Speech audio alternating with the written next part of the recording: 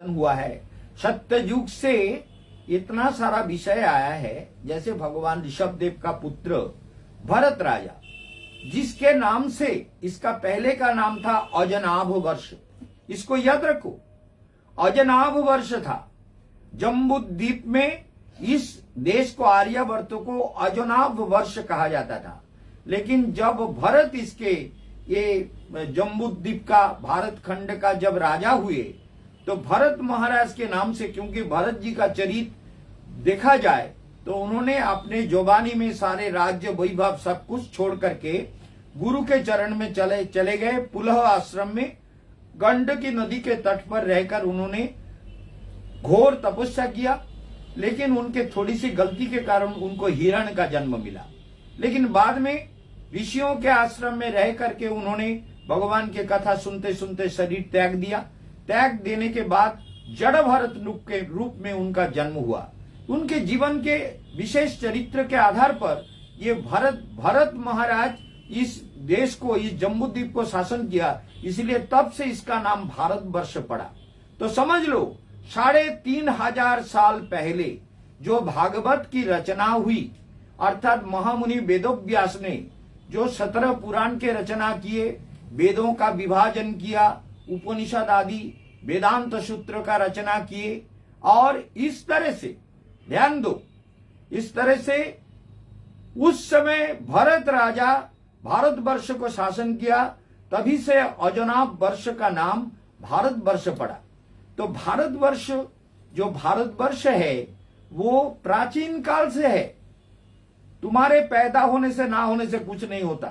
तुम तो कुत्ते से भी गए गुजरे हो, जो भारत के इतिहास को नहीं जानते हो, जो भारत क्यों नाम हुआ, कैसे नाम हुआ, और इसका धर्म क्या है। इसका प्रारंभ प्राचीन काल से, सनातन काल से, हजारों वर्ष से, सृष्टि के आदि काल से इसका जो धर्म है, जो भगवान के द्वारा प्रणीत है, भगवान के द्वारा जिसका प्रतिष्ठा किया गया है, दूसरा कोई नहीं।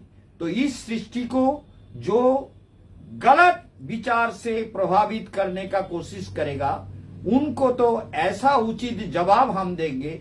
अगर तुम्हारा हिम्मत है तो हमारे सामने आ जाओ, तुमको हम ऐसे जवाब देंगे।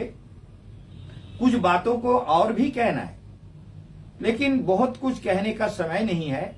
आज भगवान श्री कृष्ण का जन्मदिन है, जन्माष्टमी तिथि है। पहले तो काल जन्माष्टमी तिथि था, आज भी जन्माष्टमी है, और वैष्णव विधान में परा है, इसे जान लेना चाहिए। ये भी एक विचार है, क्यों हम लोग बाद में करते हैं। ये इस बात को लेकर के एक बार वितर्क हुआ था, आपको उस बारे में बता दें।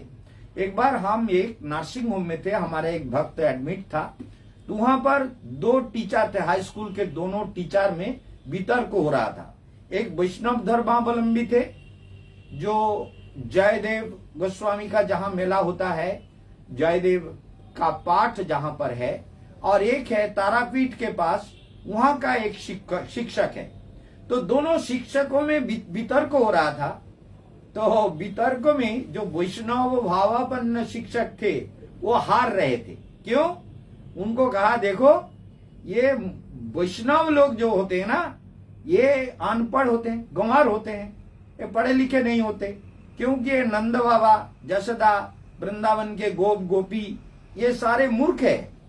और इसीलिए इन्होंने जब कृष्ण का जन्म हुआ, तब इनको पता चलने के बाद उन्हें दूसरे दिन जन्मोत्सव, इसलिए पराही माने दूसरे दिन इन्होंने जन्मोत्सव मनाया, जबकि स्मार्त विधान में पहले दिन जन्मोत्सव मनाया जाता है। तो इस बात को लेकर बहुत झगड़ा हो रहा था उनको, वैष्णव और शाक्त। एक थे शाक्त, शक्ति मत के ऊपर विश्वास रखने वाला, वो भी हाई स्कूल का टीचर था। वहां उसकी लड़की एडमिट थी, उसका नाम था इति, आज भी नाम याद है मुझे। और एक टीचर था जयदेव गोस्वामी के, वहां वो भी हाई स्कूल का टीचर था।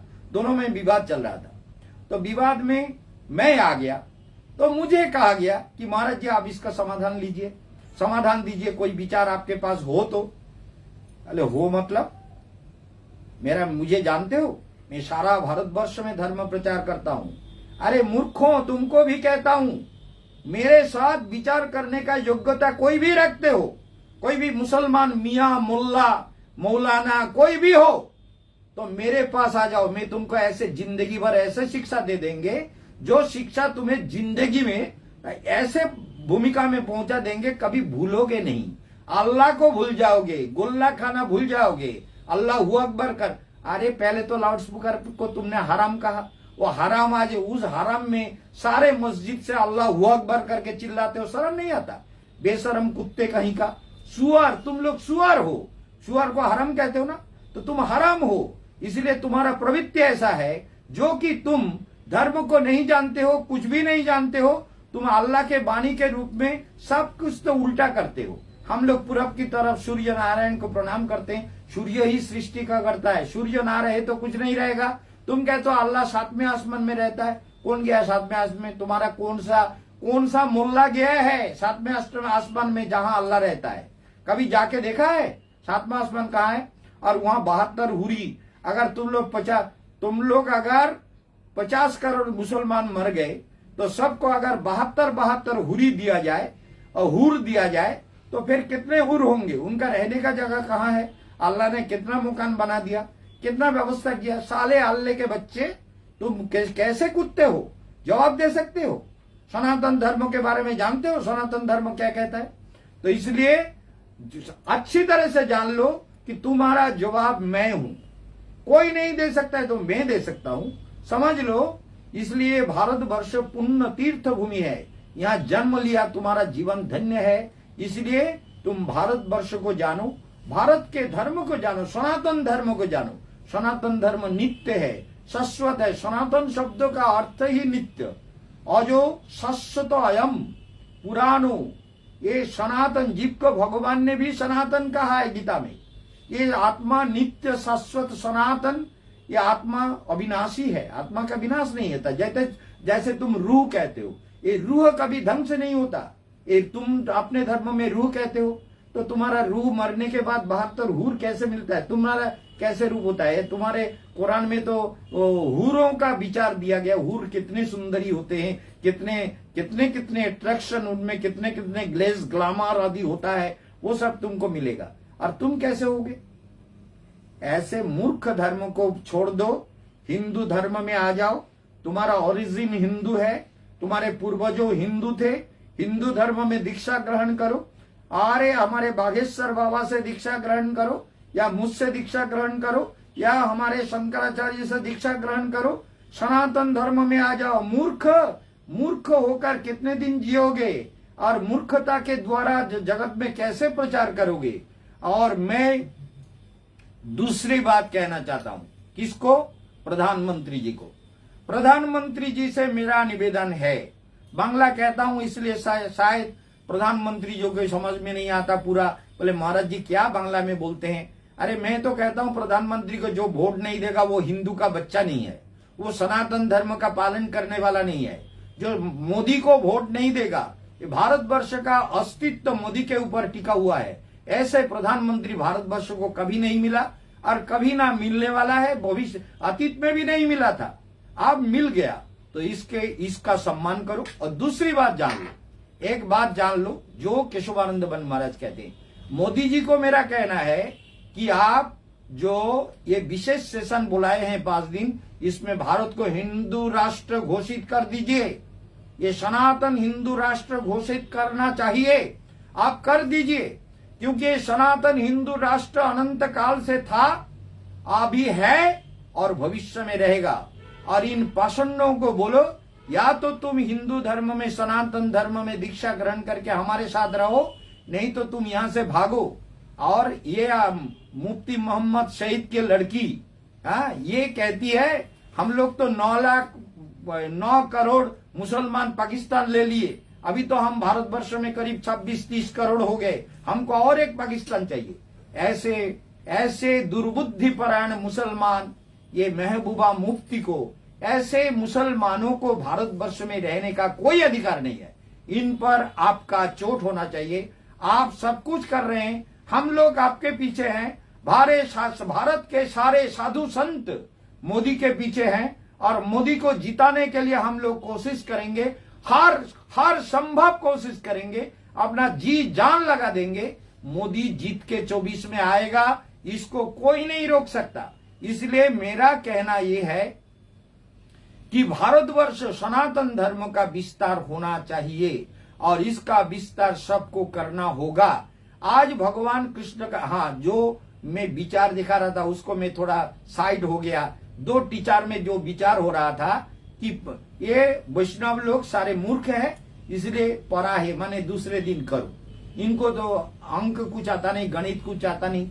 तो मैं उस टीचर को कहा जो तारापीठ का शिक्षक था, आज शायद वो जीवित नहीं है, लेकिन उनकी जो लड़की थी शायद वो जीवित है, वो इति नाम था उसका। वो अगर मेरा प्रोग्राम सुन रहा हो तो इति मुझे फोन करना। वो बहुत पहले की बात है, वो उसको 87 में, शायद 87 या 86 में ये बात हुई थी। इति को याद होगा, वो ऑपरेशन उसका हुआ था शिवड़ी में, तो इसलिए इति को याद होगा कि महाराज जी से बात हुई थी पिताजी का। उसके पिताजी शायद जिंदा हो तो और अच्छी बात है, उनको भी सुना दो। पहली बात है, मैंने उनको कहा कि आप स्कूल के शिक्षक है, पर अह शब्द का अर्थ क्या है नहीं मालूम, तो आप किस तरह से व्याख्या कर रहे हैं? अह क्या कहते हैं? अहोरात्र का अर्थ क्या है? अहोरात्र माने क्या है? आप शिक्षक हैं तो आप इनको प्रश्न कर रहे हैं, वैष्णव को कहते हैं वैष्णव लोग मूर्ख होते हैं, ब्रजवासी मूर्ख थे इसीलिए ऐसा हुआ। तो आप कितने मूर्ख है? अहोरात्र शब्द का अर्थ नहीं जानते आप टीचर होके। अहोरात्र का मतलब क्या है? अहोरात्र, अहो शब्द अर्थ है, जिस समझ लीजिए, अहो माने दिन और रात्र माने रात। दिन रात को एक साथ कहा जाता है अहोरात्र। इसलिए पराहे, पर माने पर दूसरे दिन इस व्रत का पालन किया जाएगा। क्यों? अरुणोदय विद्या दोष होता है, कई प्रकार के दोष होते हैं। जैसे ये कृष्ण जन्माष्टमी आज सुबह तक था, अभी जन्माष्टमी नहीं है, लेकिन उस तिथि का पूरा प्रभाव आज आ गया, पूरा प्रभाव आज के दिन के ऊपर आ गया। आ जाने के कारण वैष्णव विधान के अनुसार, भारत के गणित शास्त्र के अनुसार, ज्योतिष चक्र के अनुसार शास्त्र में यही कहा गया, जो तिथि दूसरे दिन के सूर्य को स्पर्श करे वो अरुणोदय विद्या दोष बनता है, और उस तिथि को दूसरे दिन पालन करने से सभी प्रकार का पुण्य मनुष्य को प्राप्त होता है। तो इति के पिताजी को मैंने उस समय जो जवाब दिया वो निरुत्तर हो गए। मैंने कहा आपने टीचर होकर के ऐसे इनको मूर्ख बना रहे थे ना, इनको मालूम नहीं है आपको। आप जानते हैं कि वैष्णव लोग कितने पढ़े हुए होते हैं। आपके जैसे टीचर को जिंदगी भर में पढ़ा सकता हूं। ऐसा एक शब्द मैंने राधा कुंड में भी कहा था एक बाबा जी को कि बाबा जी उल्टा सीधा मत बोलो, तुम तो अभी बुढ़े हो गए हो। जीवभा मंदिर में थे, गोविंद मंदिर और गिरिराज का जीवभा मंदिर के वहां घर में थे, उनको भी कहा था बाबा जी अभी जितने दिन जिंदा हो ना उतने दिन मेरे पास पढ़ो, तभी तुमको कुछ धर्म का ज्ञान होगा, नहीं तो नहीं होगा। केशवानंद के पास कितने दिन पहले मालूम है आपको? कम से कम उस समय आज से कम से कम 38-39 साल पहले की बात है। मेरे साथ ललित कृष्ण नाम का एक ब्रह्मचारी था, और मैड्रास में संन्यास लेके वहां अभी भी है। तो ललित कृष्ण को लेकर वहां गए थे। मैंने बाबा जी को कहा था कि बाबा जी जिंदगी भर मेरे पास पढ़ोगे तभी कुछ धर्म का ज्ञान होगा, ये राधा कुंड में रहकर तुम्हारा जिंदगी खराब हो गया है, ये डोर को बिल लगा के कपड़ा पहन के तुमने जिंदगी को बर्बाद किया।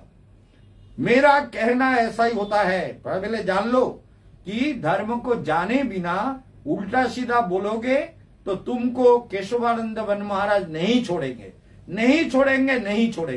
इसलिए हम प्रधानमंत्री जी से कहते हैं, जैसे आप सुन लो, रविवार को एकादशी है, लेकिन दूसरे दिन महाद्वादशी व्रत आ गया, तो रविवार का सारा पुण्य वैष्णव शास्त्र में, स्मृति शास्त्र पढ़ोगे तो देखोगे सनातन गोस्वामी पाद ने विचार किया कि वेद पुराण में यही कहा गया है, जो तिथि दूसरे दिन को स्पर्श करे और विशेष तिथि युक्त हो जाए, विशेष योग के साथ जुड़ जाए, उसको महाद्वादशी कहते हैं। महाद्वादशी जैसे व्यंजलि महाद्वादशी, इस दिन का भी, ये रविवार का जो एकादशी है इसको हम लोग करेंगे सोमवार को। रविवार को एकादशी है, लेकिन हम करेंगे सोमवार को। क्यों? सोमवार को महाद्वादशी का व्रत करेंगे, एकादशी का नहीं, महाद्वादशी, क्योंकि एकादशी का सारा पुण्य द्वादशी में चला गया। इसलिए वैष्णव शास्त्र के अनुसार, वैष्णव स्मृति के अनुसार, स्मृति शास्त्र के अनुसार, वैष्णव दर्शन के अनुसार सनातन गोस्वामी जो भारतवर्ष के इतने बड़े विद्वान थे जिनके बारे में तुम लोग कुछ नहीं जानते, सारे मूर्ख वितर्क करते। तुम्हारा मूर्खता देख करके हमें हंसी आती है कि टेलीविजन में ये सारे मूर्खों को कौन बुलाता है। ये मूर्ख जवाब और सुनने के लिए तैयार नहीं है। ये सारे बहुत से सन्यासी है, मैंने देखा बहुत बड़े बड़े विद्वान है, लेकिन उनके विचार को लेने के लिए नहीं है। ये चिल्लाता है जैसे कुत्ता भौंकता है ना, टेलीविजन में आके भौंकता रहता है। सारे कुत्ते हैं, सारा कुत्ता भौंकता रहता है और टेलीविजन में बैठ करके भौंकते रहने के कारण जो असल विद्वान है उनके विचारों को लोगों को सुनने का मौका नहीं मिलता और उनके विचारों को लोग अनुभव कर नहीं पाते। इसलिए भारत के जो हम देखते हैं कि जहां रिपब्लिक भारत में जो बड़े बड़े सन्यासी महाराज आते हैं वो सारे बड़े बड़े विद्वान है, मैं उनको जानता हूं, लेकिन उन विद्वानों का बोलने का मौका कम। सारे कुत्ते भौंकते रहते हैं। वो बोलेगा तो वो उसके बीच में चिल्लाता रहेगा। कुत्ता भौंकने से असलियत तो लोग जान नहीं पाते। लोग सोचते हैं ये भी बोल रहा है तो शायद इनकी बात ही सही होगा। लोगों में तो मूर्खता ही है। सनातन धर्म के बारे में हिंदू के बच्चे हो, हिंदू के घर में जन्म लिया हो तो सनातन धर्म को जान लो कि ये धर्म नित्य है। जैसे जल नित्य है, वायु नित्य है, पृथ्वी नित्य है, प्रकाश नित्य है, आसमान नित्य है। ये पंच महाभूत महाप्रलय से पहले कभी नष्ट नहीं होता। उसी प्रकार जीव भी नित्य है, जीव का धर्म भी सनातन को नित्य है। तो सनातन धर्म माने नित्य, इटर्नल, जो चिरंतन अनंत काल से चला आ रहा है, जो कभी बदलता नहीं है। ये ना बदलने वाला जो धर्म है वो सनातन धर्म है। इसलिए मेरा बार बार रिक्वेस्ट है सारे मंत्रियों को और हमारे प्रधानमंत्री जी को कि हिंदू कंट्री, इसको हिंदू राष्ट्र भारत, भारत नाम तो आपने रख लिया, ये तो होगा ही होगा, लेकिन उसके साथ साथ हिंदू कंट्री का ये विशेष सेशन में डिक्लेयर कर दीजिए कि ये हिंदू राष्ट्र भारत है। हिंदू राष्ट्र भारत, हिंदू राष्ट्र भारत, हिंदू राष्ट्र भारत के नाम से इसका प्रसिद्धि हो ऑल ओवर वर्ल्ड में। हिंदू राष्ट्र के नाम से ये जो G20 सम्मेलन चल रहा है, इसके बाद 18 तारीख से जो आपने विशेष सत्र बुलाया है, मेरा रिक्वेस्ट है, मेरे शब्द अगर किसी मंत्री के कान में जा रहा है, कोई भी देख रहा है, कोई भी यूट्यूब में फेसबुक में सुन रहा है, तो मंत्रियों को पहुंचा दो कि ये बात स्वामी केशवानंद वन महाराज प्रमाण करना चाहते हैं कि भारत नाम अनंत काल से है, सृष्टि के आदि से है। और जब से भारतवर्ष में ये वेद का ज्ञान प्रकाश हुआ, ऋषियों का, आर्यावर्त में जो ऋषियों के ज्ञान जो उनके विज्ञानमय कोश से प्रकट हुआ, वही ज्ञान वेद के नाम से कहलाता है। ये मुल्लाओं का हदीस नहीं है, ये शतसिद्ध ज्ञान है। ये ज्ञान किसी ने अपने बुद्धि से नहीं लिखा, ये मंत्र किसी ने अपने पंडित देकर नहीं लिखा, वेद शत प्रमाण है। अर्थात ये तपस्या के द्वारा ऋषि साधना में उपलब्ध जो ज्ञान है वही मंत्र रूप में व्यक्त है। आपको हम यही विषय सूचित करना चाहते हैं कि सभी लोग भारतवर्ष और सनातन हिंदू धर्म का प्रचार प्रसार में लग जाएं। हिंदुओं में एकता हो, जो हिंदू के बच्चे हैं वो अपने धर्म का रक्षा करने के लिए तैयार हो जाए। सारे बच्चों में एक यूनिटी हो, और ये यूनिटी अगर हमारे कम्युनिटी में नहीं आया तो ये मुसलमान जब कहीं भी झगड़ा होगा, देखिए सुना है आपने ये स्टालिन के राज्य में, जो दयानिधि स्टालिन जिसने, उसके राज्य में एक मंदिर है, वहां मुसलमान प्रधान हो गया, बोले मंदिर को ताला बंद कर दो, ताला बंद कर दिया। सोच लो, भारतवर्ष में हम रह रहे हैं और मंदिर को ताला बंद किया जा रहा है। फिर हाई कोर्ट में जब कंप्लेन किया, हाई कोर्ट में विचार हुआ, विचार के बाद मंदिर का ताला खोला गया। ऐसे ये जैसे यहाँ हमारे मेटिया बुरुज में, हम मेटिया बुरुज में कल जा रहे हैं, शुक्ला दास गुप्ता के घर में मेरा प्रवचन होगा, तो वहां पर भी हिंदुओं को अपने धर्म खुला प्रचार करने का कोई अधिकार नहीं है, गंगा स्नान करने नहीं दे रहा है। तो जहां मुसलमान मेजोरिटी हो गया वहां हिंदुओं के डर के मारे जीना पड़ रहा है। ऐसे जहां हिंदू है वहां मुसलमान को डर के जीना होता है? कहीं भी हिंदू कभी करता है? आज तो हिंदू जग रहा है, जगना होगा। और इसीलिए मेरा कहना है कि काल भगवान का जन्माष्टमी का जो नंदोत्सव है काल होगा। आज सभी लोग, जैसे हमारे अनेक शिष्यों ने फोन किया कि हम निर्जला व्रत कर रहे हैं, जो जल भी नहीं पिया ठाकुर जी का पूजा कर रहे हैं, उसमें शिवा किरनार से और हमारे और भी भक्त है जो क्या नाम है उसका, आसनसोल बानपुर से हमारा नाम अंजना बनर्जी और बहुत से शिष्य है जो निर्जला व्रत कर रहे हैं। अभी हम बात किए थे हमारे उसमें क्या है, रघुनाथपुर में जो श्री गुरु प्रपन्नाश्रम है, जहां पर हमारी जया देवी और गायत्री देवी, ज्योति देवी, इन सब लोगों से भी बात हुई थी। ये लोग भी व्रत उत्सव वहां विराट रूप से, बहुत बड़े रूप से ये लोग उत्सव करते हैं। काल इनके वहां उत्सव होगा। इनको भी कहते हैं कि धर्म का रक्षा करने के लिए अपने अंदर सबको जगाओ और अपने शरीर को स्वस्थ रखने के लिए प्राणायाम करो, ध्यान करो, मंत्र जप करो, जीवन को सुंदर बनाओ। आज भगवान का पुण्य पवित्र कृष्ण जन्माष्टमी तिथि है। ये पवित्र तिथि का पालन करके सबका जीवन कल्याणमय हो जाए, यही मेरा जीवन का मुख्य लक्ष्य है। सबके जीवन में सुंदरता आ जाए और किसी के प्रति सनातन धर्म किसी का विवाद नहीं करता, किसी को छोटा नहीं कहता, सबको कहता है कि सब अमृत का अंश है। कोई शूद्र, अरे वर्णाश्रम चारोवता, वर्ण एवं आश्रम धर्म का पालन सबको करना चाहिए। तो जिसकी जितनी बुद्धि है, बुद्धि कम है तो उसको क्या प्राइम मिनिस्टर बना दोगे? होगा? ऐसा चलेगा? जो आईएएस ऑफिसर बनता है तो उसके कितने इंटेलिजेंसी होती है, तभी तो आईएएस बनते हैं। आईपीएस होता है, उसमें कितना इंटेलिजेंट होना पड़ता है। जो चार्टर्ड अकाउंटेंट होते हैं उनमें कितना इंटेलिजेंसी रहता है, इंटेलिजेंट होते हैं वो। तो इसलिए हर आदमी चार्टर्ड अकाउंटेंट बनता है, हर आदमी आईएएस ऑफिसर बनता है, हर आदमी आईपीएस बनता है।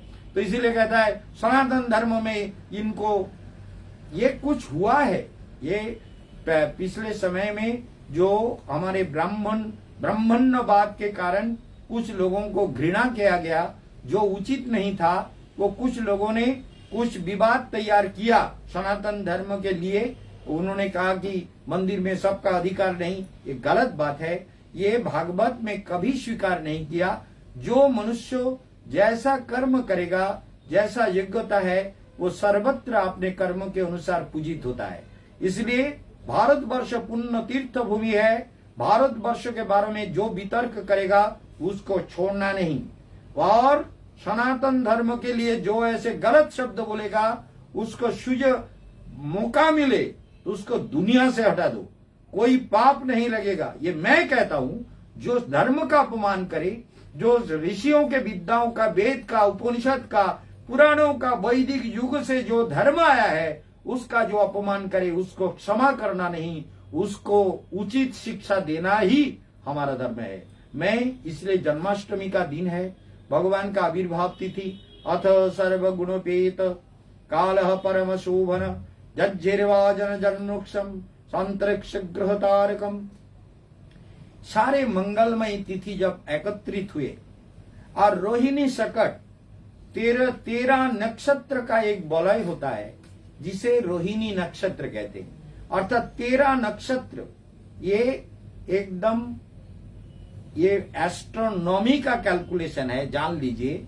एस्ट्रोनॉमी, एस्ट्रोलॉजी एवं एस्ट्रोनॉमी एक दूसरे का परिपूरक है। तो 13 नक्षत्र जब एक साथ होता है उसे रोहिणी शकट बोलते हैं। ये रोहिणी शकट को अगर एक साथ शनि मंगल क्रस करता है तो जगत का बहुत बड़ा अमंगल होता है, बहुत खंड प्रलय होता है।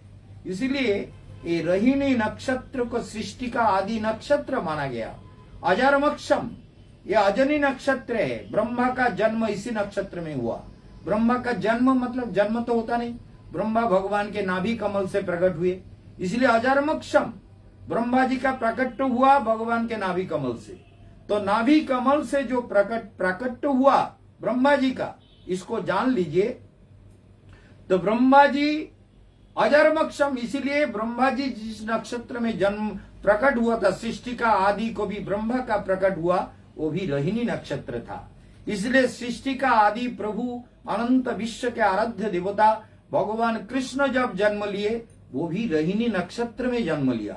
सर्व गुणोपेत काल, सभी गुणों से समन्वित, जहां आकाश में देवता लोग पुष्प वर्षण कर रहे हैं एवं सारे मंगलमयी गीत गा रहे हैं, गंधर्व गीत गा रहे हैं, अप्सरियां नृत्य कर रही है, पृथ्वी में देवता लोग पुष्प वर्षण कर रहे हैं, सारा मंगलमय, सारे वृक्षों में फूल खिल गए, पृथ्वी मंगलमय हो गया और निर्वापित यज्ञ अग्नि पुनः प्रज्वलित हो गए, नदी प्रसन्न धारा में प्रवाहित होने लगे, सारे पृथ्वी में मंगल का प्रागट्य हुआ, सारा जगत मंगलमय हो गया।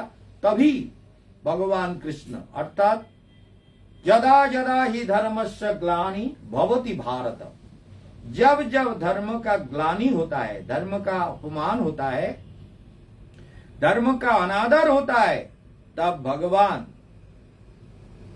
मनुष्य के रूप में जगत में प्रकट होकर धर्म का रक्षा करते हैं। इसलिए हम सभी लोगों को यही कहते हैं कि आप सब अपने सनातन धर्म, अपने भारतवर्ष आर्यवर्त मंगल भूमि, जहां गंगा यमुना प्रवाहित है, जहां अलकानंदा प्रवाहित है, जहां कावेरी प्रवाहित है, जहां गोदावरी प्रवाहित है, जहां पुष्कर तीर्थ विद्यमान है, जहां गंगोत्री प्रवाहित है।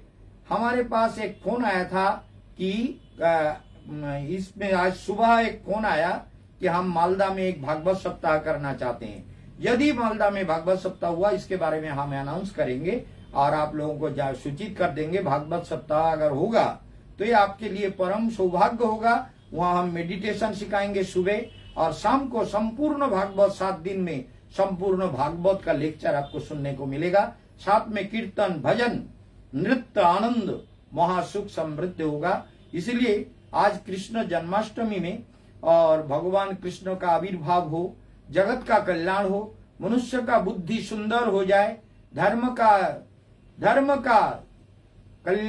का विजय हो, सत्य धर्म का, सत्य सनातन धर्म की जय, सत्य सनातन धर्म की जय, सत्य सनातन धर्म की जय, भारत माता की जय, भारत माता की जय, भारत माता की जय, भारतवर्ष की जय, आर्यवर्त की जय, मंगल भूमि की जय। परम पवित्र भारतवर्ष में हमारा जन्म हुआ, ये हमारा परम सौभाग्य है, जहां गंगा यमुना सरस्वती अलकानंदा और मंदाकिनी, गोदावरी,